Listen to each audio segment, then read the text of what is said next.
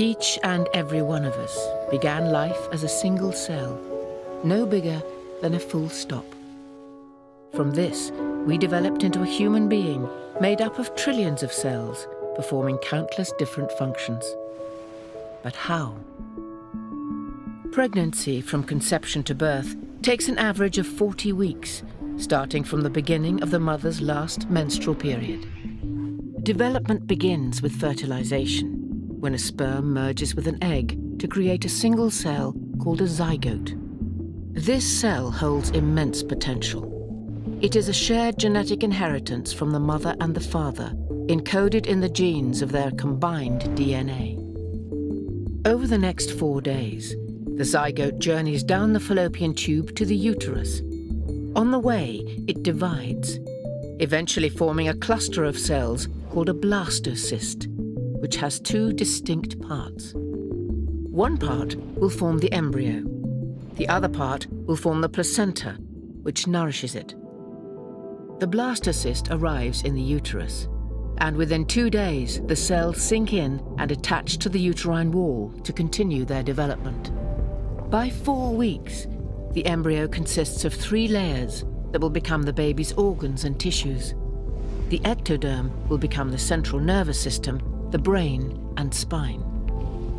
The mesoderm gives rise to deeper structures, the muscles, cartilage and bones. And the endoderm will form blood cells and the intestines.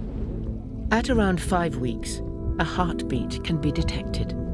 Muscles begin to form, and small swellings called limb buds show where the arms and legs are growing. From 8 weeks, the organs, nerves and muscles are all in place. The embryo is now referred to as a fetus. At around 10 weeks, the face is taking shape, and the fetus is recognizably human. Between 11 and 14 weeks, fingernails, toenails, and unique fingerprints are beginning to form. Between 15 and 26 weeks, the fetus begins to react to loud sounds. It is now possible to tell whether it is a boy or a girl. Between 26 and 36 weeks, the fetus will begin to react to light and to develop a sleep cycle. The lungs and nervous system have matured to the point where the fetus stands a good chance of survival if it is born prematurely.